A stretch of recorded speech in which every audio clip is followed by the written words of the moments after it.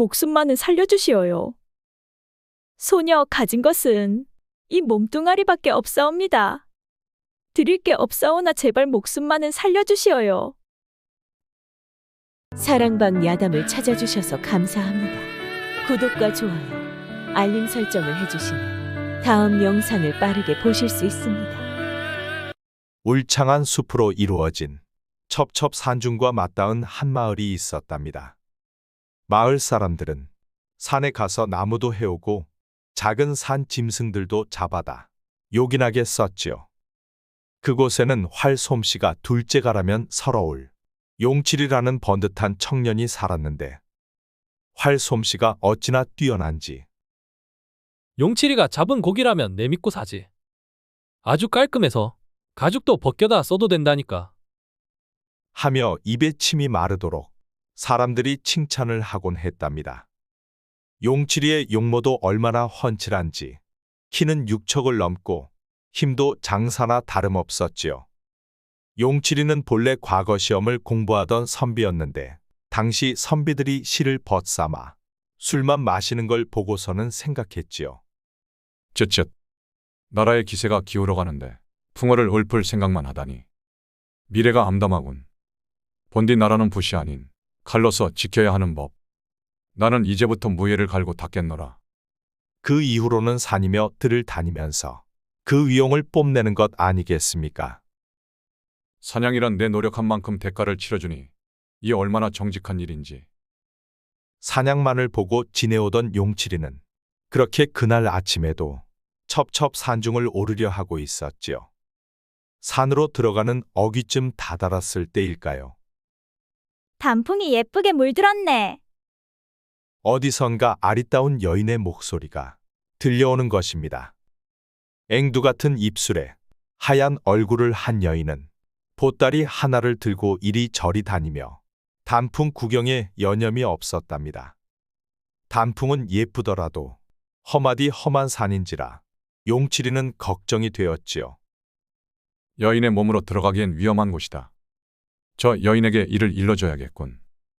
용칠이는 여인의 뒤로 성큼성큼 다가갔지요. 바닥에 떨어진 낙엽들을 주우며 감상하던 여인은 제 위로 웬 그림자가 드리워지니 깜짝 놀라 뒤를 돌아서는 애구머니, 저리 가거라 산쪽아. 하며 있는 힘껏 용칠이를 밀쳐내는 것 아니겠습니까? 하지만 6척에 달하는 키에 온갖 무예와 사냥으로 길들여진 근육에는 당할 수 없었지요. 다름이 아니라 용칠이가 입을 여는데 횡하고 여인이 걸음아 날 살려라 하고 달려가는 것 아니겠습니까? 그런데 웬걸 여인이 떠난 자리에는 정성스레 싼 보따리가 떨어져 있었습니다. 여보시오. 용칠이는 냉큼 보따리를 주워 들고 여인을 뒤쫓기 시작했답니다. 그 와중에 여인은 끈질기게 쫓아오는 용칠이가 원망스러웠지요. 거참, 빠르게도 쫓아오는구나. 이러다 산적에게 꼼짝없이 잡히고 말겠네. 여인은 무서운 마음에 보따리를 잃어버린 줄도 모르고 있었던 것입니다. 그래도 이 산은 누구보다 내가 잘 알지. 조금만 험한 곳으로 가면 아마 나를 놓칠 것이 분명하다. 제 아무리 산적이라도 말이야. 하지만 여인은 꿈에도 몰랐지요. 용칠이는 수년간의 사냥으로 이 산 정도는 제 집 드나들 듯이 다니는 곳이라는 걸요. 용칠이는 쓰러진 나무 기둥과 바위를 뛰어넘어 여인과의 거리를 점점 좁혀가더니 잡았다. 결국 여인의 어깨를 붙잡는 데 성공했답니다. 가쁜 숨을 내쉬며 보따리를 내미는데 그 순간 목숨만은 살려주시어요. 여인이 닭똥 같은 눈물을 흘리며 엎드려서 애원하는 게 아니겠습니까? 여보시오. 내 이 보따리를. 소녀 가진 것은 이 몸뚱아리밖에 없사옵니다. 드릴 게 없사오나 제발 목숨만은 살려주시어요. 이거 내가 여인을 놀라게 한 모양이군. 난감하구나. 용칠이는 아무 말 없이 보따리를 여인의 앞에 두었습니다. 여인은 흠칫하고 놀라더니 눈앞에 들어온 것이 제 보따리인 것을 확인하고는 그제서야 허리를 들었지요. 내 산 아래 마을에 사는 용칠이라 하오. 여인은 보따리를 품에 꼭 안고는 눈물을 훔치며 용칠이의 얼굴을 요모조모 뜯어보았지요. 험상궂기보다 듬직하니 잘생긴 얼굴이 누가 봐도 연약한 여인네를 해칠 것 같아 보이지는 않았답니다. 소녀, 연이라 하옵니다. 용칠이는 연희와 눈을 맞추려 몸을 낮추었습니다. 연이라, 어여쁜 이름이군. 그렇게 말하며 용칠이는 손을 뻗어 연희의 눈물을 닦아주었답니다. 연희는 얼굴이 붉게 달아오르는 것만 같았지요. 감사합니다. 아, 인사를 하고 몸을 일으키던 연희는 그만 다리에 힘이 풀려버리는 게 아니겠습니까? 일어나다 앞으로 고꾸라져 용칠이의 다리를 그만 안아버리고 말았지요. 용칠이와 연희는 그렇게 얼굴을 마주하였답니다. 부끄럽구나. 안 그래도 빨간 얼굴이 지금쯤 거의 단풍잎 색깔이 되어버렸겠어. 아, 하지만 싫지는 않구나. 이렇게 아는 채로 시간이 흘렀으면 좋을 정도야. 연희는 한참 동안을 용칠이의 다리를 아는 채 있었답니다. 싫지 않은 것은 용칠이도 마찬가지였지요. 다리에 몽글몽글하게 와 닿은 살결의 느낌이 부드럽군. 이것은 얼굴인가? 아니면 여인들에게 있는 그것인가? 나의 가슴팍과는 확연히 다른 감촉이다. 용칠이는 자칫 다리를 잘못 움직였다가 연희를 잘못 만질까봐 조심스러워졌지요. 그렇지만 마음과 몸은 다르다 했던가요? 아직 한창인 나이의 용칠이의 물건은 그런 용칠이의 마음을 아는지 모르는지 자꾸만 고개를 드는 게 아니겠습니까? 아까부터 옷감이 점점 부풀어 오르고 있는데 이게 도대체 무슨 일인고? 내가 눌러줘야겠다. 가만히 지켜보던 연희는 손을 뻗어 용칠이의 아랫도리로 가져가는 게 아니겠습니까? 너무나도 순식간인지라 용칠이도 손을 쓸 수 없었지요. 어머나, 손에는 옷감보다 더욱 존재감이 큰 물건이 만져지는 게 아니겠습니까? 아, 그와 동시에 용칠이는 자기도 모르게 입에서 소리를 내었습니다.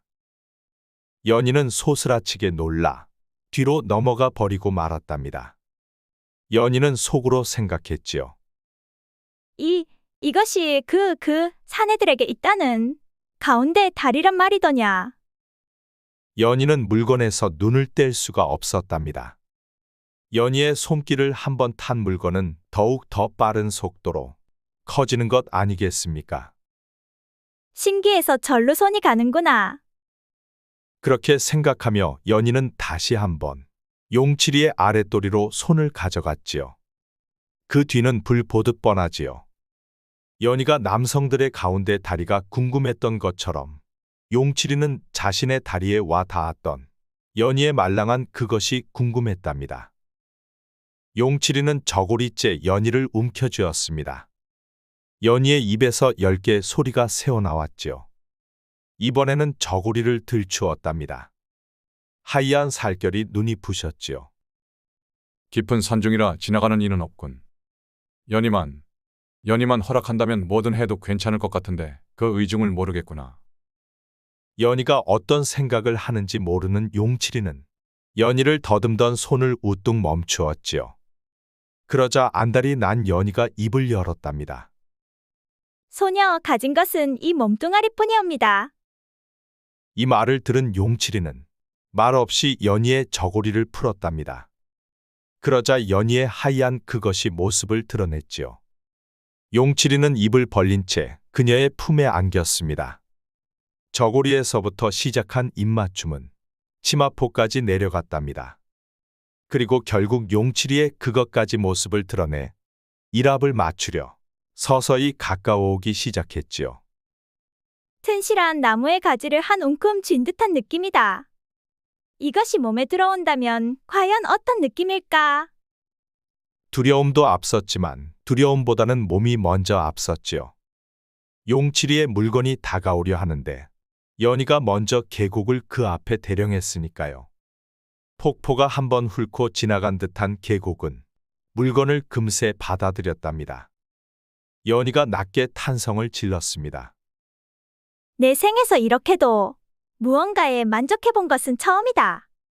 내 안에 이렇게도 꽉 차게 무언가 들어올 수 있다니 생각지도 못했구나. 만약 이게 움직이기라도 한다면 과연 견딜 수 있을까? 아, 지금 이 자체만으로도 너무나도 황홀하구나. 움직임이 시작되자 탄성은 높아졌습니다. 헉 하는 소리와 함께 들숨을, 탄성과 함께 날숨을 내쉬었지요. 용칠이는 처음에는 살살 움직이다가 쉴 새 없이 허리를 흔들었답니다. 그 어느 사냥을 하는 것보다 숨이 턱 밑까지 차올랐지요. 연희를 한참을 헤집은 다음에야 화산처럼 분출하였답니다. 용칠이는 팔을 뻗어 연희를 품에 안았습니다. 얼마쯤 시간이 흘렀을까요? 연희는 주섬주섬 옷매무새를 추스르기 시작했지요. 소녀는 이제 집에 가봐야겠습니다. 아직 할 일이 많이 남아서 말이지요. 집이 어디에 있는가? 이 험한 산 중 어딘가에 있다는 것만 지금은 알려드릴 수 있을 것 같사옵니다. 우리가 비록 정을 나눈 사이이지만 서로를 잘 알지는 못하니까요. 연희의 말에 용칠이는 못내 아쉬웠지요. 하지만 사내답게 쾌활하게 말을 이어나갔답니다. 연약한 여인이 어찌 이리도 산을 잘 타나 했는데 이곳이 집이었군. 그나저나 보따리 안에는 뭐가 들어있어? 아 맞다, 보따리.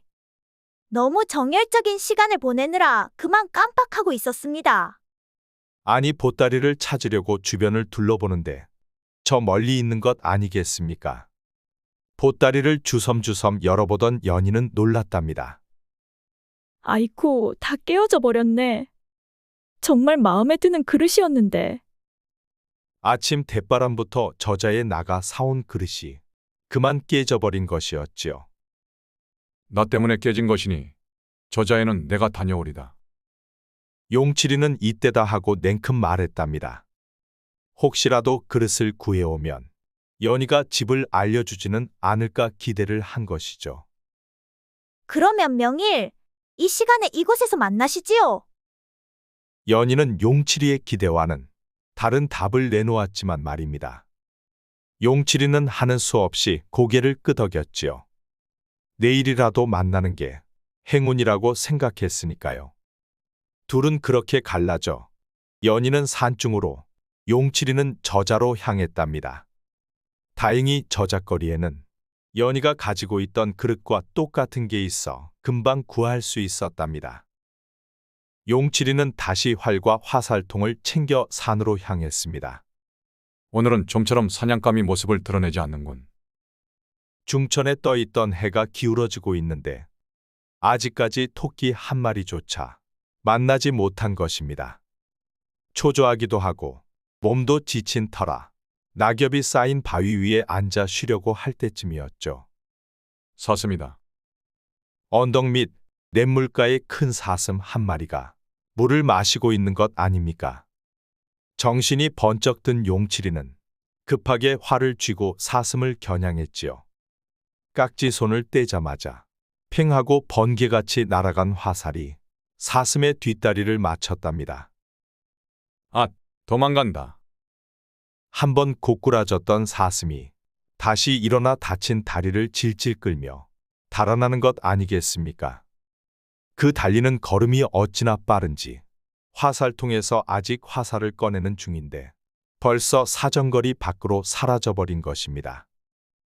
개 섞어라. 용칠이는 급하게 뛰어 사슴의 뒤를 쫓았지요. 그리고 다시 한번 팽팽하게 당겼던 활 시위를 놓았답니다. 이번에는 화살이 사슴의 배를 꿰뚫어 사슴은 더 이상 도망도 가지 못하고 거꾸러지는 것 아니겠습니까? 그런데 이게 웬걸, 사슴이 거꾸러지더니 그대로 낭떠러지를 굴러 떨어져 버리는 게 아니겠습니까? 용칠이는 그 길로 달려가서 사슴이 떨어진 데를 내려다보았지요. 깎아지른 듯한 절벽이라 발을 디딜 데도 없다. 이대로라면 멀리 아래로 내려가서 골짜기를 따라 돌아오는 것 외에 도리가 없는데 그리하자니 심리 길이나 실이 될 것 같이 멀어. 가는 길이며 오는 길이며 모두 멀어 사슴을 업고 오자면 저녁이 되어버릴 것 같아 암담했지요. 할 수 있는 거라곤 멍하니 사슴만 내려다보고 있는 것 뿐이었답니다. 그때 건너편 절벽에서 수풀을 헤치고 웬 청년이 나타나는 겁니다. 오늘 내가 먹을 복이 터졌나 보다. 사슴의 피와 고기를 실컷 먹을 일이 생겼구먼. 청년은 꽁무니에 차고 있던 긴 줄 사다리를 꺼내어서 한편 끝을 절벽 위에 서 있는 나무에다 감아 매는 게 아니겠습니까? 줄 사다리를 골짜기 밑으로 내리고는 그것을 타고 사슴을 향해 내려갔지요. 이게 웬 횡재란 말이더냐? 사슴의 피를 잘 먹도록 해주시니 아주 고맙습니다. 하며 용치리를 올려다보는 것 아니겠습니까? 아니, 저 사람이 용치리는 그 광경을 보니 너무도 어이가 없었지요.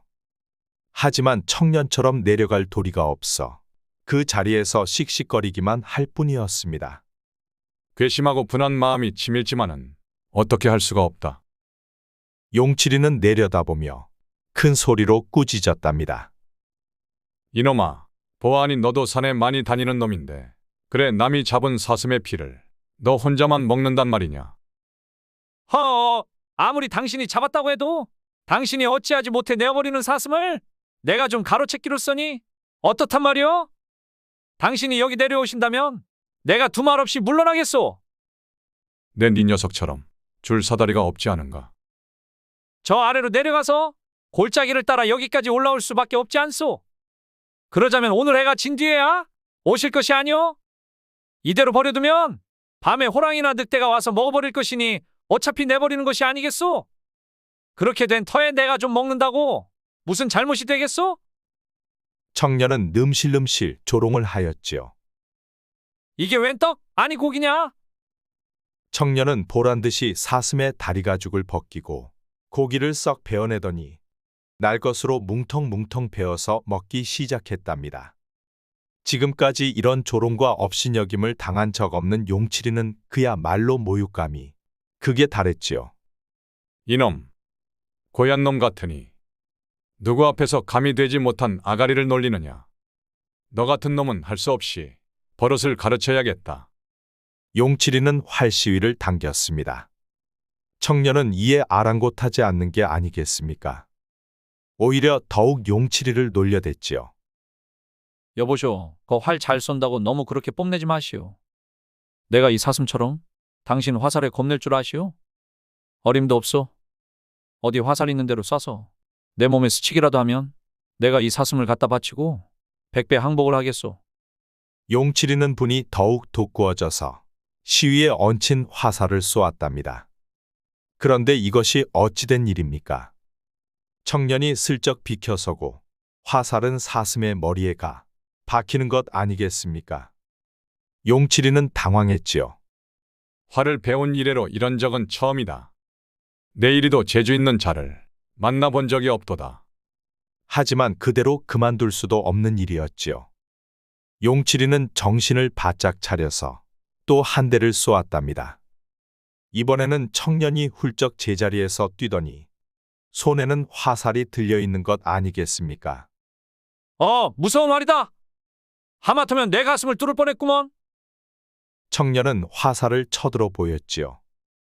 그 바람에 용치리는 그만 맥이 탁 풀려버렸답니다. 이 사람에게는 활로는 한낱 장난거리밖에 되지 않겠구나. 용치리는 멍하니 서 있기만 할 뿐이었지요. 허허거리며 웃고 있던 청년은 그제야 말투에서 조롱을 쏙 빼고 이야기했답니다. 이만하면 제주도 서로 알만하니? 우리 그만합시다. 내가 이 사슴을 가져다 드리지요. 그렇게 말하고는 청년은 줄사다리를 획 잡아 젖히는 것 아니겠습니까? 그랬더니 나무에 매어 있던 사다리가 풀러졌답니다. 올라갑니다. 줄을 팽팽히 당겨보던 청년은 사슴을 칡넝쿨로 짊어지고 성큼성큼 올라왔답니다. 나는 엄두도 내지 못하는 절벽을 이리도 자유자재로 다니다니. 용칠이는 감탄하며 청년의 엄청난 힘과 재주를 멀거니 보고만 있을 뿐이었지요. 잠깐 사이에 절벽을 다 올라온 청년은 사슴을 내려놓고서는 넙죽 절을 하는 것 아니겠습니까? 소인은 유만득으로 도둑질로 생업을 삼는 놈이 올시다. 그러하오나 몇 해를 두고 쇠약해진 이 나라를 바로잡아 일으켜서 저 무도한 오랑캐의 압박을 물리치고 자주 독립된 나라를 만들 수 있을 만한 장군감을 만나기를 원했지요. 오늘에서야 소인의 소원이 이루어졌습니다. 용칠이는 뜻밖의 일에 어리둥절했지요. 하지만 한편으로는 온 신경을 집중하여 만드기의 인물됨과 기색을 날카롭게 살피고 있었답니다. 나이로 보아서는 20 전후밖에 더 보이지 않는다. 저기가 느껴지지도 않는군. 지금 말하는 것도 진심이 담겨 있는 것 같다. 이에 용칠이도 한결 유해진 말투로 대답하였지요. 내가 도둑질로 생업을 삼는다고 하니 도둑놈으로서 이 산중에 무슨 일이 있어 왔으며 보아하니 내 용맹과 무술이 뛰어난 재주인데 왜 하필 도둑질을 한단 말이냐? 예, 지당하신 말씀이십니다. 그러하오나 소인은 지극히 천한 백정의 자식이옵니다. 백정의 자식으로 무술을 안들 무엇하오며 효용이 있은들 어디다 쓰겠사옵니까? 오직 소나 잡고 키나 얽어서 생업을 삼기에는 싫은 생각으로 배운 것이 도둑질이옵니다. 그러하오나 소인이 도둑질을 해도 우리나라 사람에게는 한 푼의 해도 끼치지 않습니다. 저 오랑캐놈의 것이나 외놈의 재물을 훔쳐다 살아가옵죠. 그리하옵고 세상 사람들의 너무나 심한 천대를 받기 싫어서 이 너머 산골에다 초막을 지어서 이 세상과 격리해서 자유로 살고 있사옵니다. 아무리 그렇다 하더라도 사람이 바른 일을 해야 하지 않느냐. 비록 타국 사람의 물건이라도 평상시에 도둑하는 것이 옳지 못한 일이란 말이다. 적대시에서 전쟁이라도 일어날 때에는 혹 살 수도 있는 일이 아니더냐. 소인이 천대받는 것은 소인의 개인 문제이없지만은 거기에도 불평이 있사옵니다. 온 나라가 오랑캐놈들에게 짓밟혀서 이 분풀이를 털끝만치라도 하고자 하는 데에서 소인의 뜻을 정했던 것이옵니다. 더구나 오랑캐놈의 사신이라고 하는 놈들이 오기만 하면 우리나라의 좋은 물건만 뺏어가지 않사옵니까? 소인은 그놈이 우리나라 땅을 떠나서 압록강만 건너오면 뺏어가는 물품 중에 가장 귀중한 것만을 훔쳐옵니다. 이와 같이 묻고 답하기를 반복하는데 가을 해가 벌써 서산에 걸린 것이 곧 해가 질 모양이었지요. 여쭙게 황송하옵니다마는 벌써 날이 저물어 가오니 산 및 인가까지 내려가시기가 어려울 듯하옵니다. 소인의 집이 저 등 넘어 있사옵니다. 누추하오나 하룻밤 주무시고 가시옵소서. 만드기가 먼저 제안을 하는 것 아니겠습니까? 용칠이는 그래도 도둑놈의 집에 갈 수가 있을까 하는 생각으로 아니다. 산에 다니는 사람이 날 저무는 것쯤이야. 그리 걱정할 것 있느냐. 나는 염려 말고 그대나 가거라. 그리고 저 사슴은 가져다 먹어라. 하고 거절하였지요. 만드기는 할 수 없다고 생각했는지 절을 하고 사슴을 지고 내려갔답니다. 용칠이도 걸음을 재촉해 산에서 내려오기 시작했지요. 그러나 가을 해가 떨어지기가 무섭게 어두워지기 시작했답니다. 번개가 번쩍하더니 우르르 쿵하며 천둥 소리가 들려왔습니다. 이러다 곧 소나기가 쏟아지겠군. 너무 어두워서 여기가 어디인지도 모르겠다. 하지만 점점 하늘에 먹구름이 끼고 달빛도 점차 사라져가서 잠시도 지체할 수는 없었답니다. 발을 자주 놀려 내려오는데 엎친 데 덮친 격으로 우 하면서 소나기가 막 쏟아지는 것 아니겠습니까? 우선 저기 저 큰 참나무 밑으로 가야겠군. 바람이 몰아치고 나뭇가지는 미친 듯이 흔들리며 부딪히는 소리를 내었지요. 비를 맞아 축축한 나뭇잎이 몸을 때려 뼈가 저리게 추워졌답니다. 내가 너무 고집을 부리다가 이 고생을 하는군. 그자가 간청할 때 따라가서 하룻밤 지낼 것을. 용칠이는 후회하기도 했지만 소용없는 일이었지요. 그런데 그때 번쩍 난데없는 불빛이 바로 마주 보이는 곳에서 반짝하고 사라지는 것 아니겠습니까? 여기 인가가 있는 것을 몰랐구나. 용칠이는 그 방향으로 더듬어 걸어갔지요. 큰 바위를 등지고 서니 인가인 듯한 집이 눈에 띄었답니다. 빛이 없으니 어느 것이 바위인지 집인지 짐작도 할 수 없네. 그러자 또 번개가 번쩍하니 튼튼히 해놓은 울타리와 대문이 보이는 게 아니겠습니까? 용칠이는 굳게 닫혀있는 대문 앞에 다가서서 소리쳤습니다. 이보시오. 비바람 소리가 하도 세차게 나서 잘 들릴 리 없었지요. 이보시오. 아무도 없어. 두세 번 불러보아도 아무런 대답이 없었답니다. 용칠이는 대문을 밀어 흔들면서 다시 한번 크게 불렀답니다. 거기 누가 오셨습니까? 명랑한 여인의 목소리와 함께 방문이 열리더니 불빛이 환해지는 게 아니겠습니까? 산에서 길을 잃고 소낙비에 하룻밤 지새우고 가려고 찾아왔습니다. 아이 가엾어라. 이렇게 풍우가 심한데. 여인은 달려나와 대문을 열어주었답니다. 여인은 문을 열어주는 잠깐 새에 비에 쫄딱 젖어버렸지만 말입니다. 아, 용칠이는 여인을 보고서는 가던 걸음을 멈추었지요. 왜 오질 않으셔요? 비에 젖습니다. 얼른 오셔요.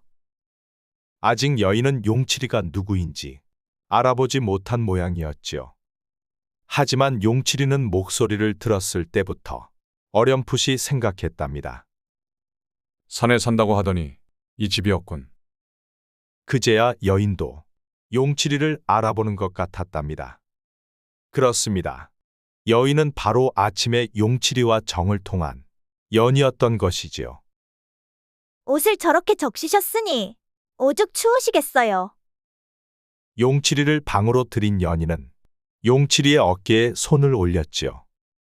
둘의 흠뻑 젖은 옷에서는 물이 자꾸 뚝뚝 떨어졌답니다. 새 옷을 내오겠어요.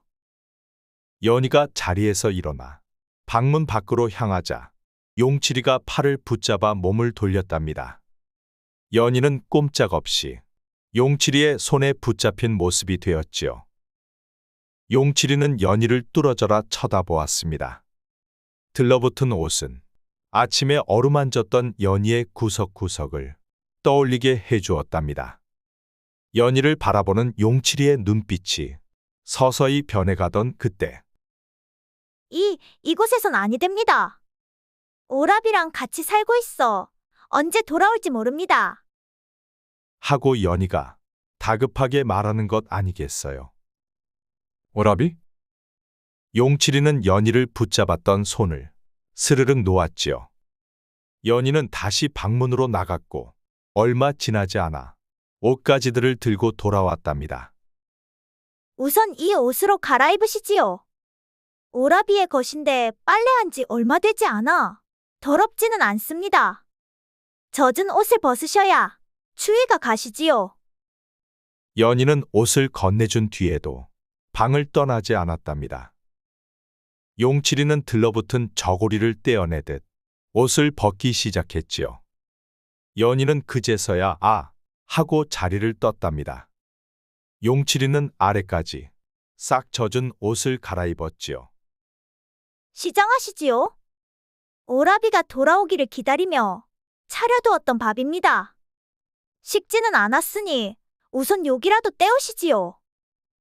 옷에 방까지 얻었는데 밥까지 신경 써주다니. 연희는 말없이 술잔에 술을 가득 따랐습니다. 모락모락 김이 나는 것이 아주 따뜻했지요. 오라비가 있는 것은 몰랐어. 그러고 보니 그대도 마을 아래에서는 본 적이 거의 없기도 하고 첩첩산중이라 내려오기가 많이 힘든가 보. 그러니 내가 그릇을 깨뜨렸을 땐 얼마나 막막했겠소. 이거 오늘 만날 줄은 모르고 그릇은 안 챙겼는데. 하하. 용칠이가 멋쩍게 웃으며 말을 하는데 연희의 얼굴은 세상 어두운 것 아니겠습니까? 용칠이는 자기가 무슨 말을 잘못하기라도 했나 하며 연희의 얼굴을 살폈지요. 연희는 한참을 고민하는 듯하더니 입을 열었습니다. 저는 이 세상에서 제일 천한 무리이옵니다.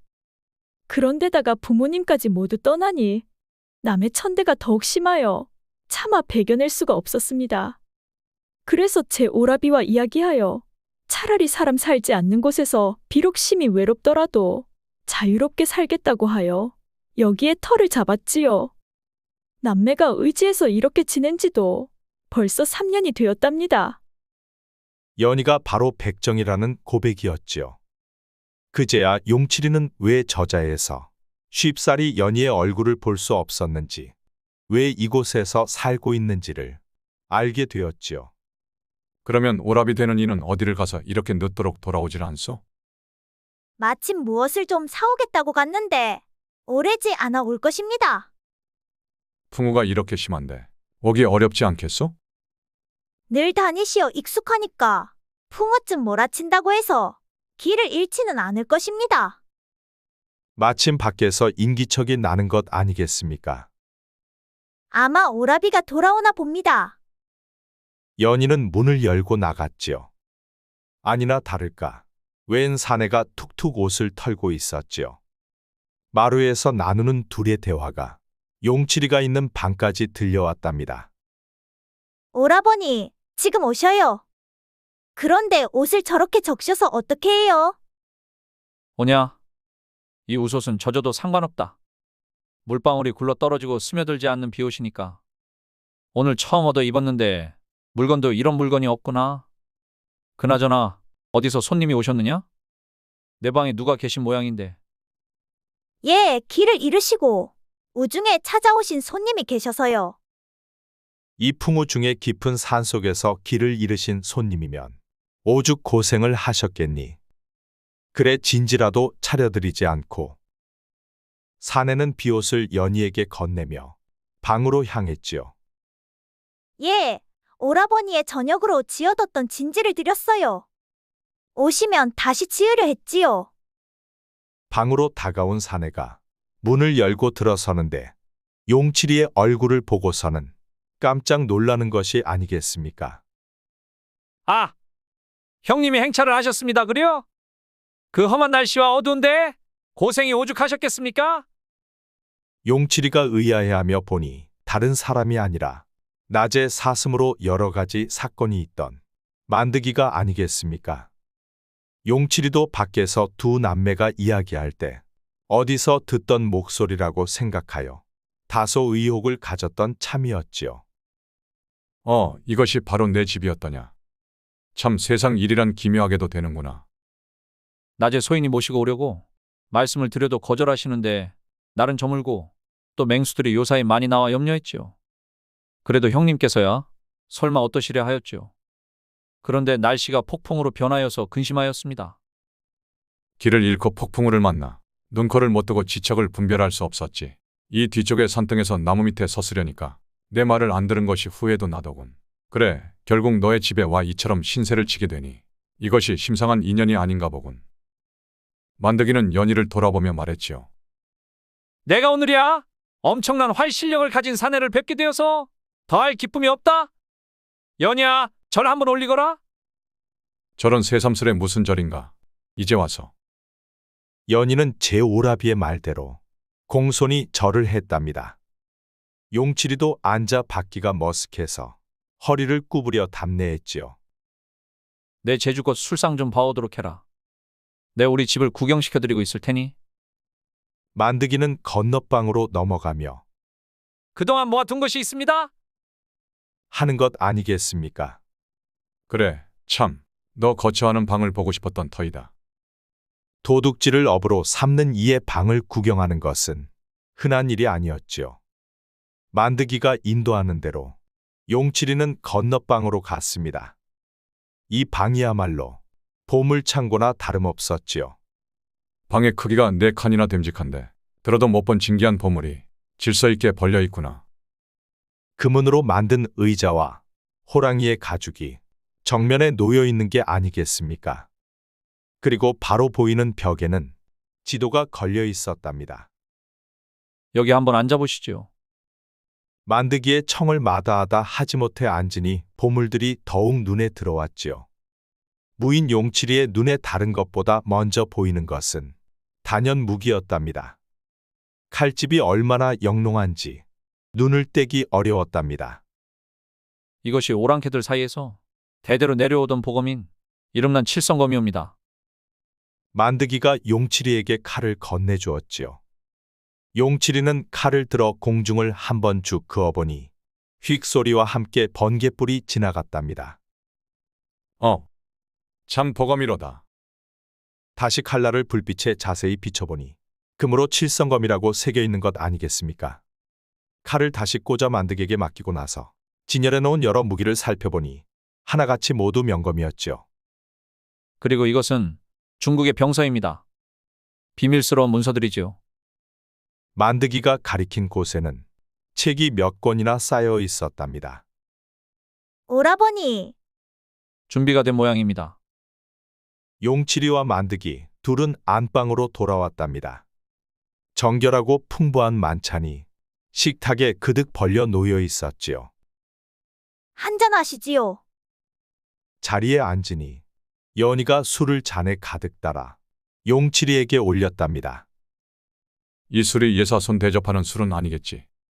이름을 지어 먹어야 하겠다. 하며 용칠이가 술잔을 건네받으니 연희는 눈을 내리뜨고 얼굴이 붉어지며 대답을 못했답니다. 왜 대답을 못하느냐? 형님께서 네 마음을 들어보시려고 하신 말씀인데. 만드기가 재촉하자 그제야 연희는 겨우 고개를 들고 말했지요. 서방님을 제 일생 동안 받들려 맹세하옵는 자니옵니다. 고맙구나. 이 인연은 예사의 연분이 아니라 하늘에서 지시하신 연분이다. 길이길이 굳게 지키자꾸나. 하고 용칠이는 죽 술잔을 비우고 다시 채운 술잔을 연희에게 주었답니다. 맹세하는 잔을 주었으니 나라고 해서 그저 있을 수야 있겠는가. 이 잔은 오늘날 깊은 온정의 뜻을 가슴에 새겨 변함이 없기를 결심하는 표시이다. 사양 말고 남김없이 마시게나. 아무리 못 먹는다 하온들 이 잔을 사양하올 법이 있사오리까. 연희는 더욱 경건한 태도로 다 술잔을 비웠지요. 오라비에게도 감사의 뜻으로 한 잔 권하오. 그렇게 셋은 오늘을 축복하는 잔을 들었지요. 화기애애한 술자리는 가을밤이 거의 셀 때에야 끝났답니다. 그 와중에 만드기는 눈치를 살살 보다가 비틀거리며 자리에서 일어나는 게 아니겠습니까? 안녕히 주무십시오. 네, 방문을 걸어두고 잠이 들 것이니 문을 열어보려고 해도 소용이 없을 것이오. 하고 말한 만드기는 제 방으로 재빠르게 건너갔답니다. 그러자 방에는 다시 연희와 용칠이 두 남녀만 남았지요. 일부러 자리를 피해준 것인가? 용칠이는 생각했지요. 한참을 생각에 빠져 있는데 연희가 어깨를 톡톡 치는 것 아니겠습니까? 주무시지요. 용칠이가 돌아보니 연희는 어느새 하얗게 속적衫만 입고 있었답니다.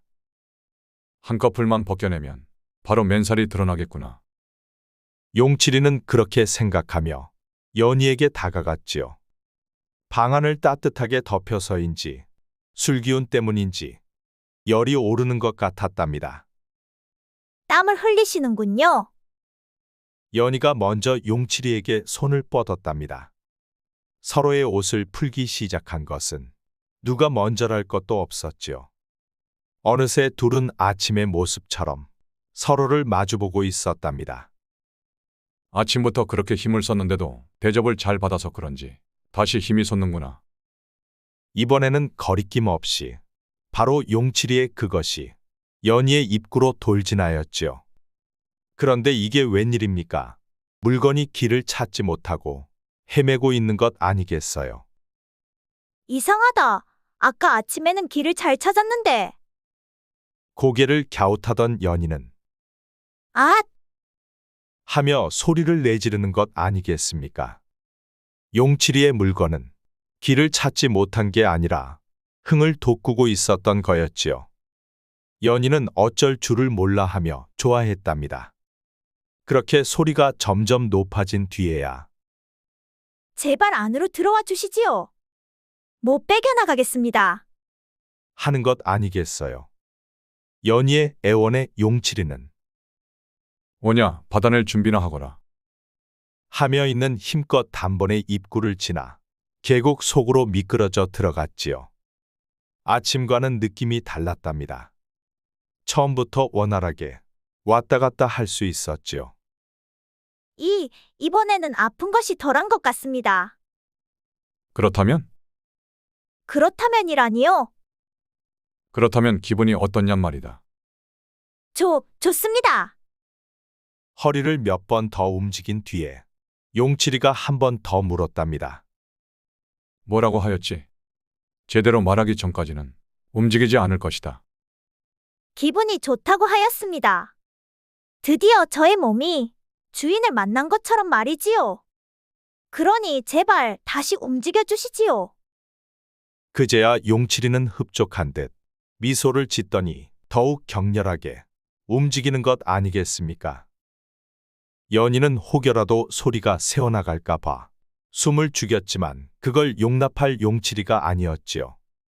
용칠이는 연희가 입 밖으로 크게 소리를 내지를 때까지 움직였답니다. 연희가 거의 방이 떠나가라 소리를 지르게 되었을 때쯤 용칠이도 외마디 소리와 함께 화산을 분출하였답니다. 좋은 아침입니다. 까무룩 잠이 들었던 걸까요? 해는 이미 중천에 떠 있고 밖에서는 만드기의 목소리가 들려오는 것 아니겠습니까? 변덕스러운 가을 날씨로구먼. 나지막이 읊조리는 만드기는 쨍쨍한 해를 보고 있었답니다. 언제 비가 왔냐는 듯한 날씨로다. 이는 분명 형님을 우리 집으로 들어오게 하려던 하늘의 뜻일 것이다. 연희의 정성스레 차린 아침밥을 마치고 난 뒤 만드기가 말했습니다. 형님, 오늘은 좀 쉬십시오. 소희는 무슨 조치할 일이 있어 좀 다녀와야 하겠습니다.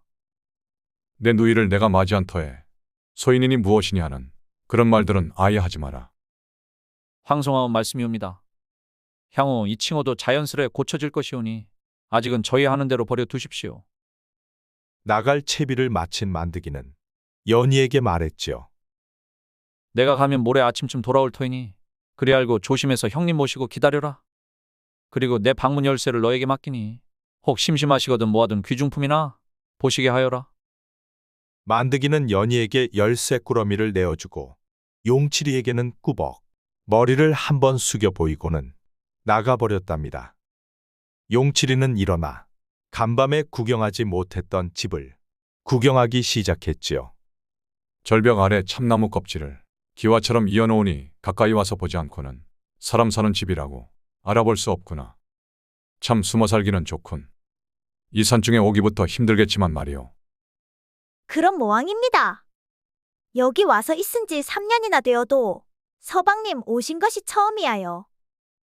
그렇게 말하는 연희의 얼굴은 하룻밤 사이에 더욱 화사하게 고와져서 사내의 마음을 충동하게 만드는 무언가가 있었지요.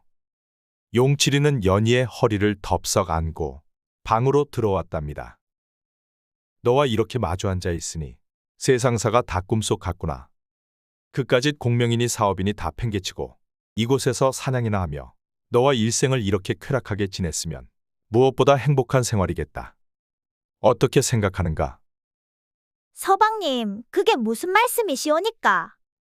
저는 그 말씀의 뜻을 모르겠습니다.